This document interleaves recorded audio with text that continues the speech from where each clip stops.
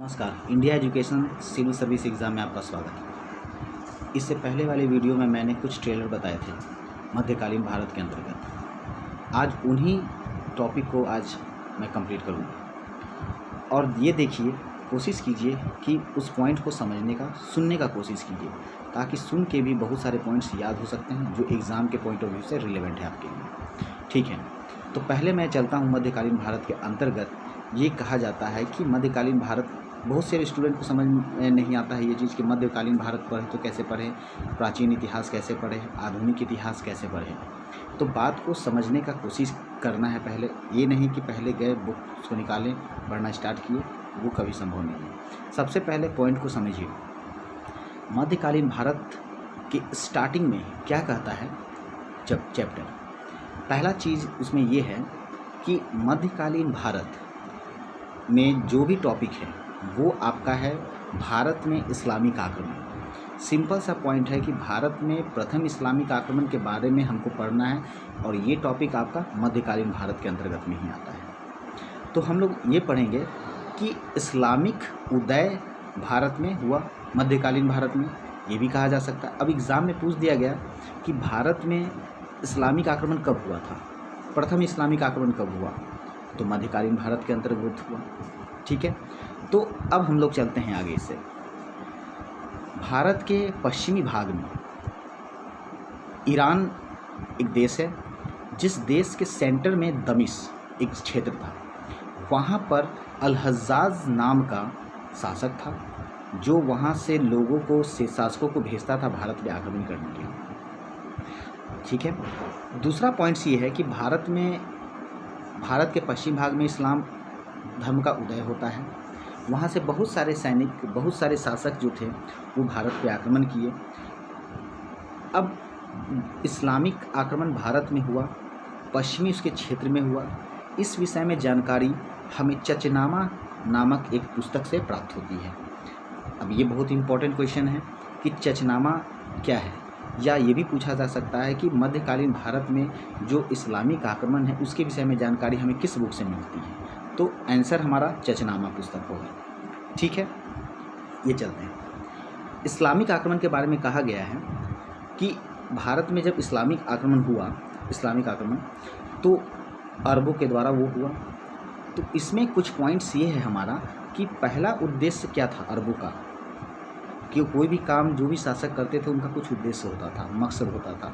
वो देखे कि भारत पहले से बहुत ज़्यादा संपन्न है, उसे सोने की चिड़िया कहा जाने वाला देश को, उसमें क्या है, तो वहाँ राजा महाराजाओं की संख्या बहुत ज़्यादा थी।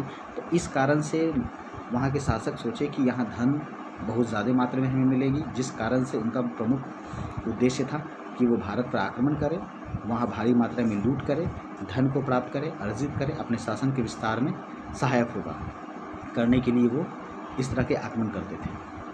तो भारत पर जब अरबों का आक्रमण हुआ तो वो पहले अरबवासी जो थे अफ्रीका के क्षेत्र और अरब के क्षेत्र को पहले ही से ही जीत चुके थे। अब उनका निशाना था भारत। जब वो भारत पर आक्रमण करने आया तो सबसे पहले 711 ईस्वी में बुदैल और अब्दुल्ला नाम का दो सैनिक आए, शासक थे। पहले इन दोनों ने आक्रमण किया, जो इनका आक्रमण असफल रहा। 712 ईस्वी में पुनः मोहम्मद बिन कासिम भारत पर आक्रमण करता है और भारत के सिंध क्षेत्र में वो प्रवेश कर जाता है और ये आक्रमण उसका सफल होता है। अब एग्ज़ाम के पॉइंट से ये पूछा जा सकता है कि भारत पे प्रथम आक्रमण किसने और कब किया जो असफल रहा, तो 711 में किया और बुदैल और अब्दुल्ला नाम का शासक ने किया था। लेकिन प्रश्न अगर ये पूछता है कि भारत में सबसे पहला सफल इस्लामिक आक्रमण किसने किया, तो 712 ईस्वी में मोहम्मद बिन कासिम ने किया था। तो ये सब है। अब हम लोग इसी तरह से इस पॉइंट्स को पढ़ेंगे और उसको सीखेंगे और समझेंगे कि वो हमें क्या कह रहा है। इस तरह से अगर पॉइंट्स को तोड़कर समझा जाए तो काफ़ी हद तक हम लोग उसे समझ सकते हैं। जब मोहम्मद बिन कासिम भारत पर आक्रमण किया पश्चिमी क्षेत्र पर, तो वहाँ के सिंध के राजा थे जिनका नाम था देवल, जो चच का पुत्र था। उनसे उनका सामना होता है, युद्ध होता है और वो इन्हें परास्त कर देता है। परिणाम स्वरूप इस आक्रमण का भारत पे क्या परिणाम पड़ा, भारत पर परिणाम ये पड़ा कि यहाँ पर इस्लाम का उदय हुआ। कुछ वहाँ के जो संस्कृति थे, जैसे ऊँटों का पालन करना, खजूर का पेड़ लगाना, ये सब भारत में संस्कृति विस्तार हो गया। अरबवासी कुछ वहाँ के लोग यहाँ आए और यहाँ से कुछ लोग अपनी भारत की संस्कृति को लेकर ईरान में चले गए, अरब क्षेत्र में चले गए। तो इस तरह से भी कह सकते हैं कि हमारे देश की संस्कृति या किसी अन्य देश की संस्कृति हमारे देश में कैसी है। तो युद्ध के दौरान कुछ शासक यहाँ रह जाते थे और कुछ शासक यहाँ से कई वर्षों बिताने के बाद यहाँ की संस्कृति को लेकर वो अपने देश को चले जाते थे। मोहम्मद बिन कासिम ने जब भारत पर आक्रमण किया, जब वो भारत में प्रवेश कर गया, तो उसने सबसे पहले एक जजिया कर लगाया। जजिया कर एक प्रकार का धार्मिक टैक्स होता था जो नॉन मुस्लिम लोगों द्वारा लिया जाता था। ठीक है, तो इस तरह से अभी हम कह सकते हैं कि भारत में पहला अरबों का आक्रमण हुआ। सबसे पहला आक्रमण सफल 712 ईस्वी में रहा मोहम्मद बिन कासिम के द्वारा, और 711 ईस्वी में जो अब्दुल और बुदैल के द्वारा किया गया, जो असफल रहा।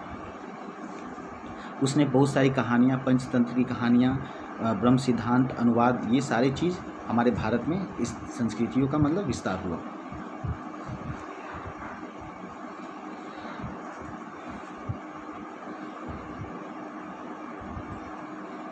इसके बाद कहा जा सकता है, देखिए, सबसे पहला चीज़ कि किसी भी टॉपिक को पढ़ने के लिए उसको समझना बहुत ज़रूरी है।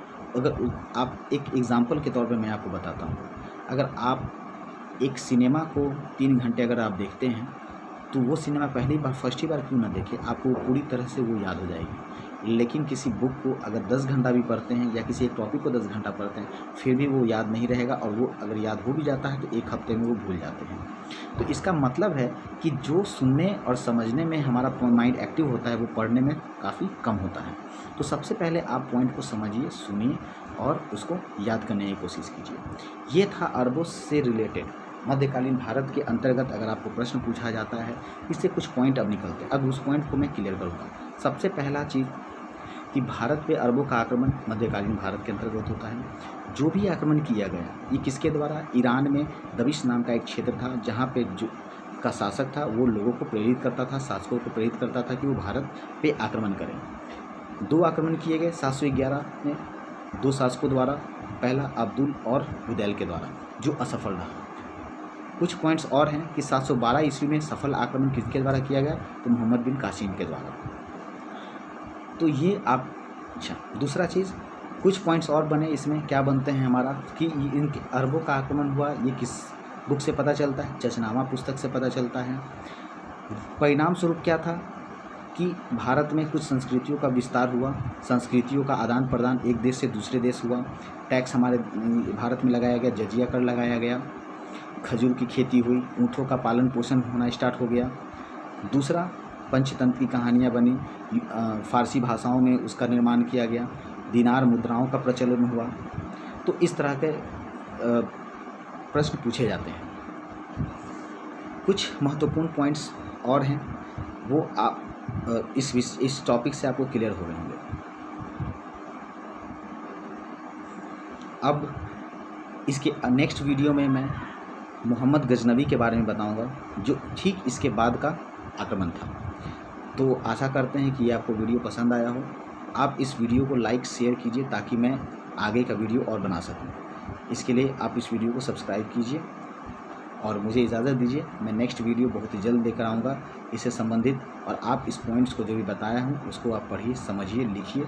ये आपको कमीशंस एग्ज़ाम में, बीपीएससी और यूपीएससी एग्ज़ाम में लगभग पॉइंट्स क्लियर हो जाएंगे। और भी मैं इसके आगे का पॉइंट बताऊँगा मध्यकालीन भारत से रिलेटेड, फिर उसके बाद आधुनिक भारत, और फिर मध्यकालीन भारत के साथ ही साथ प्राचीन भारत में भी। भारतीय संविधान एक सबसे बड़ा इंपॉर्टेंट टॉपिक होता है जो एग्ज़ाम के पॉइंट ऑफ व्यू से बहुत ज़्यादा पूछे जाते हैं। मैं उन सभी पॉइंट्स को क्लियर करूँगा। बुक तो सभी के पास होते हैं, लेकिन फिर भी वो बुक किसी को याद हो नहीं पाता। तो समस्या कहाँ है कि लोग उस बुक को चाहते हैं कि जल्द से जल्द उसको पढ़ लें। तो मैं उस पूरी बुक आपको वीडियो बनाकर उस पूरे बुक को मैं क्लियर करूँगा, जिससे आपको वो कभी दिमाग से वो भूल नहीं पाएंगे और वो आपका टेस्ट याद हो जाएगा। तो आशा करते हैं फिर बहुत जल्द में आपसे मुलाकात होगी। जय हिंद।